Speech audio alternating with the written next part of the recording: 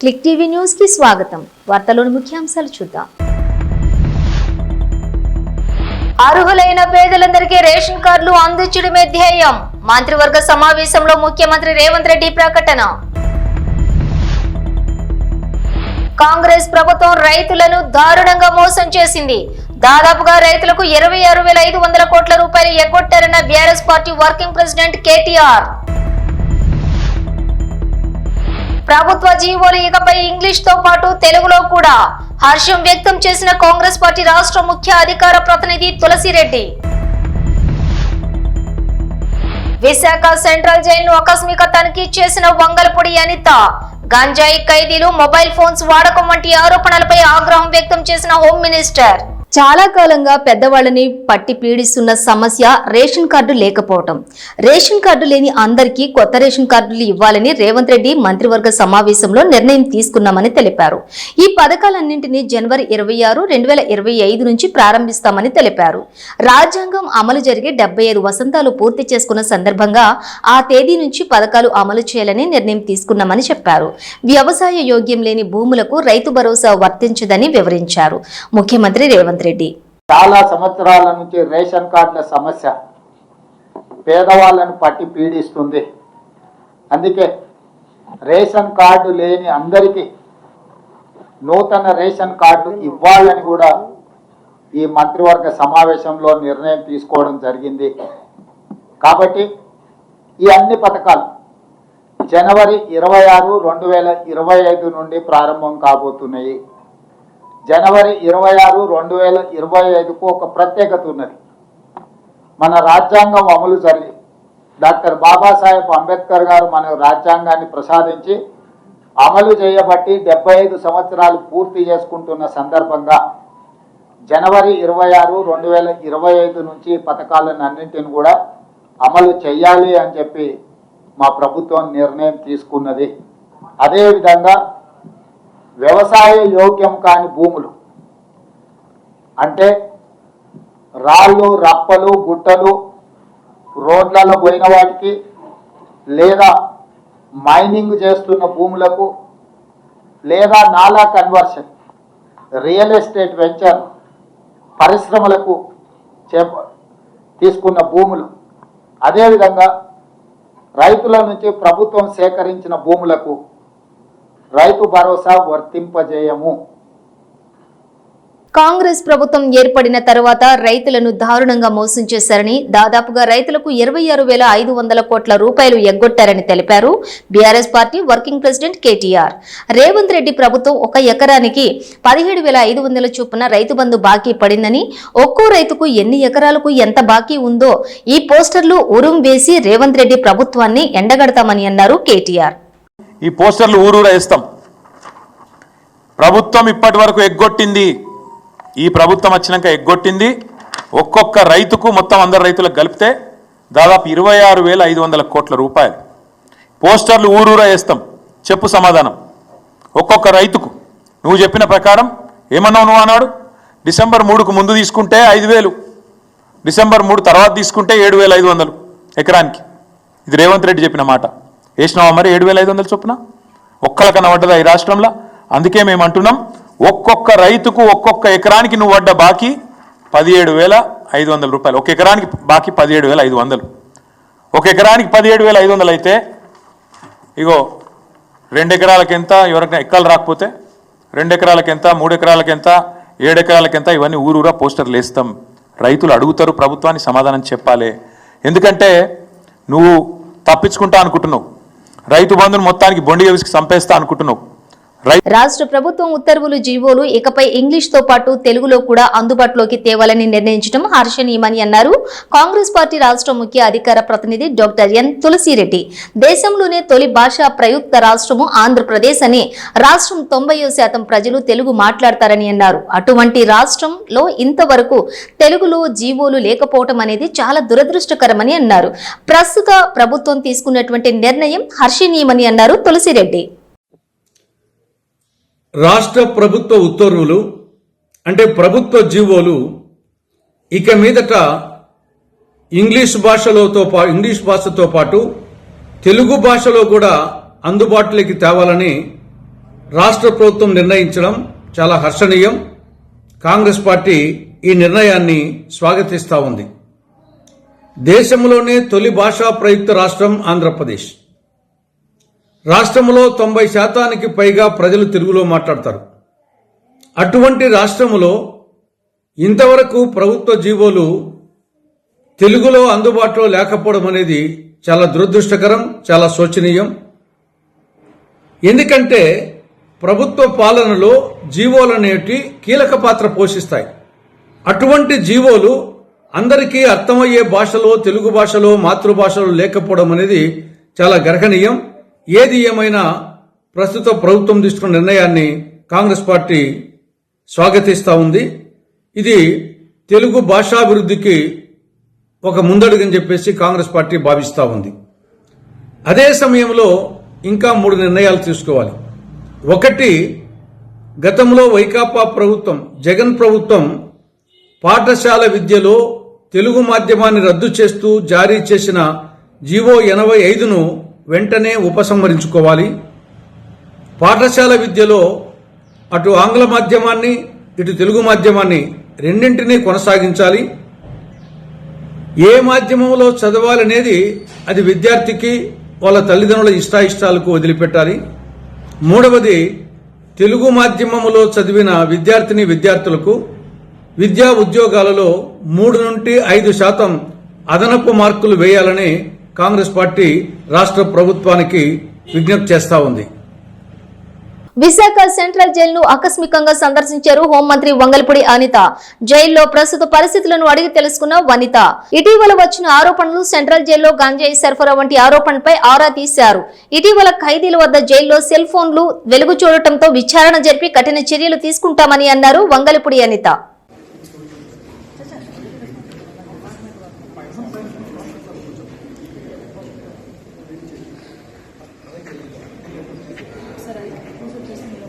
మాదాపూర్లో అనుమతులు లేకుండా నిర్మిస్తున్న భారీ భవనాన్ని కూల్చివేశారు హైడ్రా అధికారులు.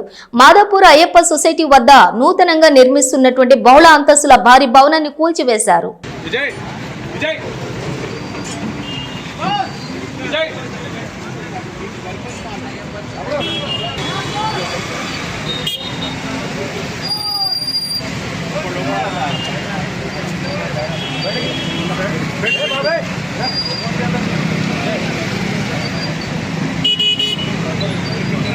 చిత్తూరు జిల్లా పులిచెర్ల సమీపంలోని తురకపేట వద్ద 16 లక్షల విలువ గల ఎర్రచందనం పట్టుకున్నారు పోలీసులు. తమిళనాడుకు చెందిన ఒక స్మగ్లర్ అరెస్ట్ చేశారు. కేసు నమోదు చేసి దర్యాప్తు ప్రారంభించారు Peeleru forest lines DFO Guruprabhakar. యూపీఎస్సీలో తెలంగాణ యువత విజయాలు సాధించాలని ఆకాంక్షించారు deputy CM Bhatti Vikramarka. UPSC పరీక్షలు రాసే తెలంగాణ యువతను ప్రోత్సహించాలనే ఆలోచనతో 1 లక్ష ఆర్థిక సాయం తెలంగాణ ప్రభుత్వం అందిస్తోందని తెలిపారు. డిప్యూటీ సీఎం మీ తల్లిదండ్రులతో పాటుగా ప్రభుత్వం కూడా మీరు యూపీఎస్సీలో ఉత్తీర్ణతలు కావాలని బలంగా కోరుకుంటోందని అన్నారు డిప్యూటీ సీఎం భట్టి విక్రమార్క. తెలంగాణ రాష్ట్ర ప్రభుత్వం తెచ్చుకున్నదే ఉద్యోగాల కోసం కాబట్టి నిరుద్యోగ యువకుల్ని బాగా ప్రోత్సహించాలని, అంది వచ్చిన ప్రతి అవకాశాన్ని వదిలిపెట్టుకోకుండా ఉండాలనేటువంటి ఆలోచనతో యూపీఎస్సీలో కూడా మన యువత మంచిగా ప్రావీణ్యం చూపించి దాంట్లో విజయాలు సాధించాలి, దానికోసం మనం ప్రోత్సహించాలనేటువంటి ఒక ఉన్నతమైనటువంటి ఆలోచనతోనే ఈ కార్యక్రమాన్ని తెలంగాణ ప్రభుత్వం చేపట్టడం జరిగింది.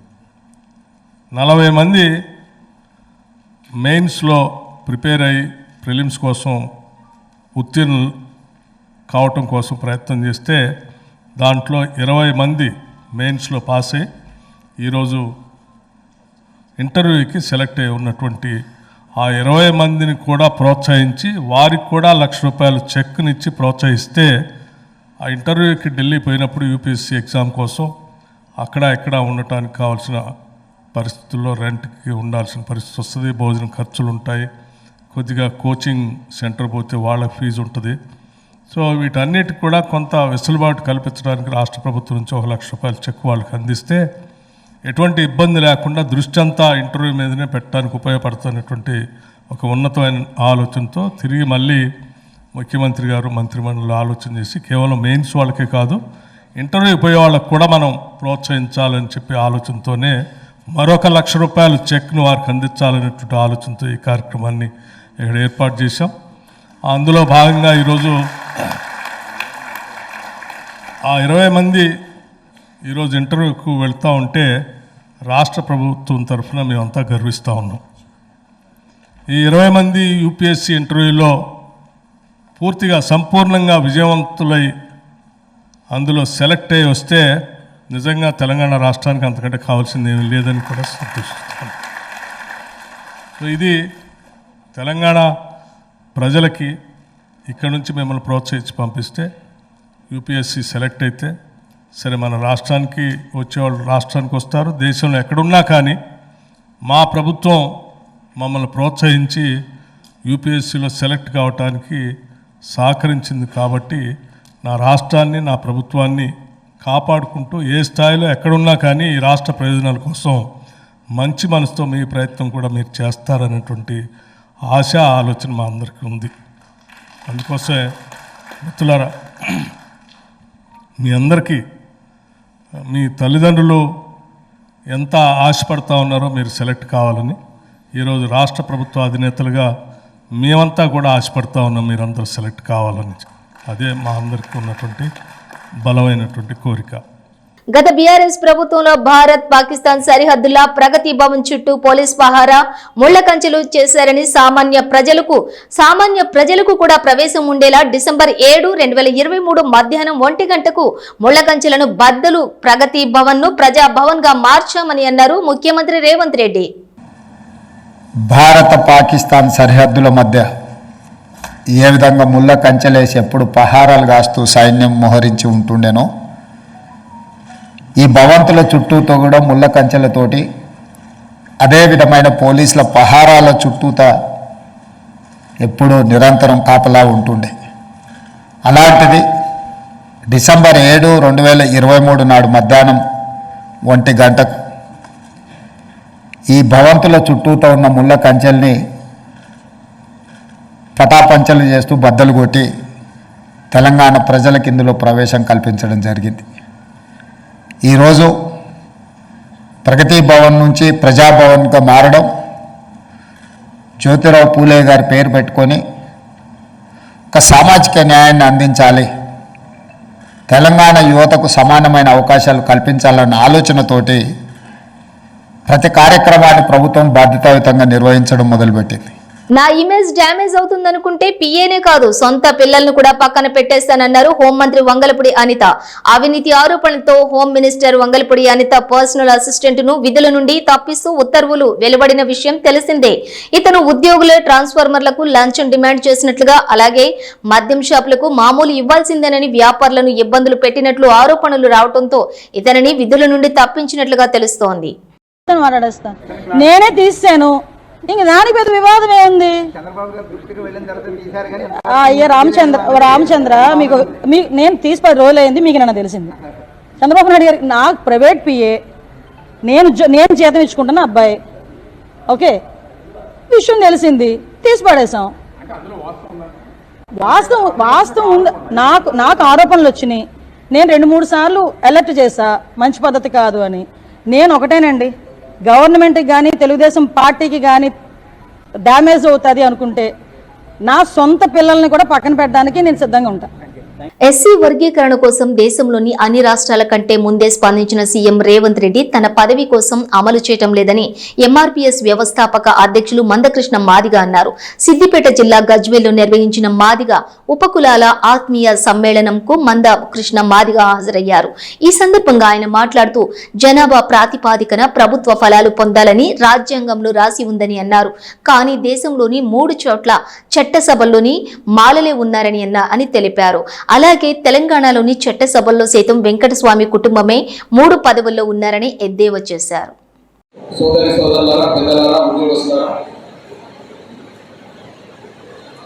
సాధించిన వర్గీకరణను కూడా అమలు కాకుండా అడ్డుకునే శక్తులు ఒకవైపు రోడెక్కుతున్న విషయం మనం చూస్తున్నాం.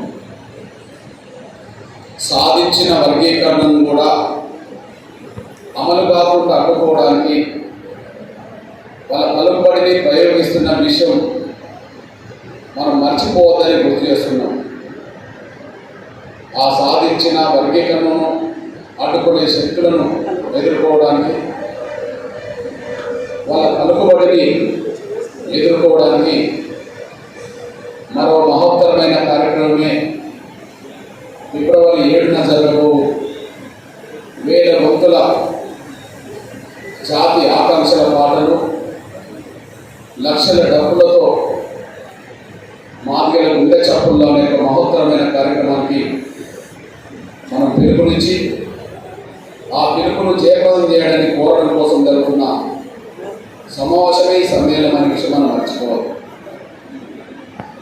మరొకసారి గుర్తు చేస్తున్నా,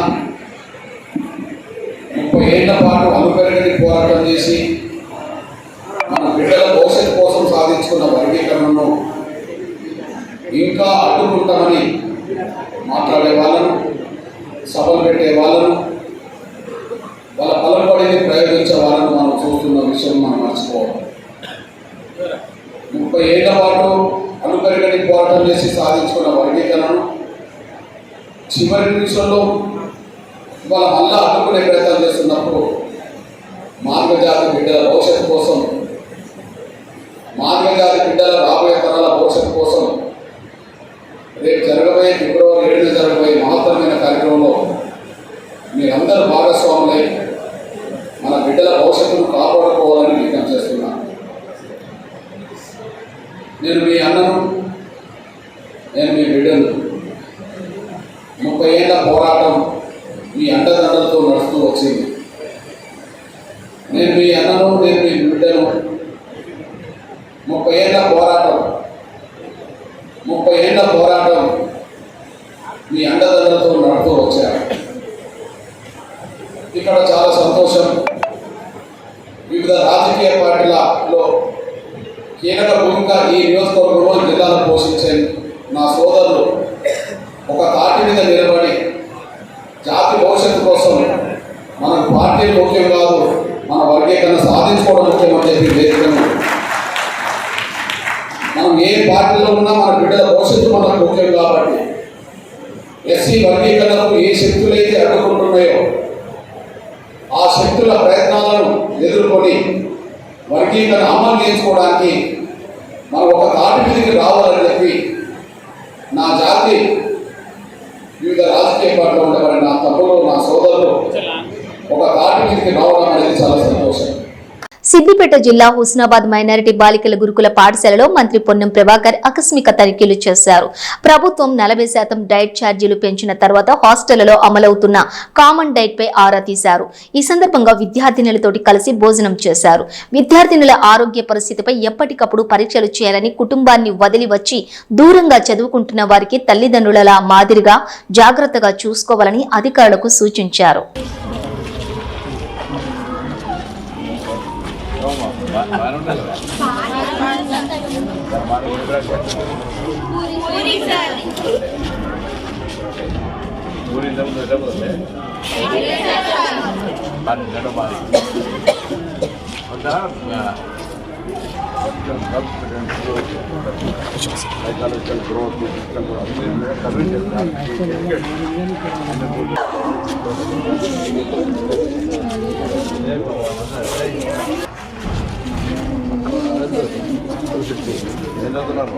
inter first year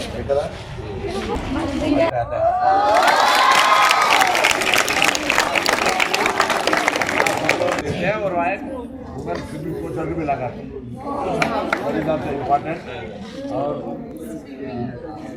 technically computer और नॉलेज का कोई अगर आपको चाहिए तो मुझे बोलिए, तो इसमें अगर रोड भी बोल सकते हैं. मेरा मैं वहीं रहता हूँ. आप पेट्रोल बंक के कारीगर है, 4 साल हो गए, 5 साल हो गए, कोई आया नहीं. सर की टेबल वैसा ही बीरवा पे लगे. 5 साल के बाद क्या होता है वो इस्तेमाल का लायक नहीं होता. ప్రజెంట్ కాంపిటేటివ్ స్పిరిట్ ఎట్లుందంటే యాస్పిరెంట్స్ ఒక ఉద్యోగం వస్తే 1000 మంది అప్లై చేస్తారు ఉద్యోగం. అలా స్కిల్ పోటీ పని ఎవరికి జ్ఞానం ఉంటే ఎవరికి దాని కాంపిటేటివ్ స్పిరిట్ ఉంటే అట్లా. ఇప్పుడు మన దగ్గర సపోజ్ ఇంటర్మీడియట్ పేరు 80% అన్నీ ఉసిరికాయ చెట్టు, నిమ్మకాయ చెట్టు,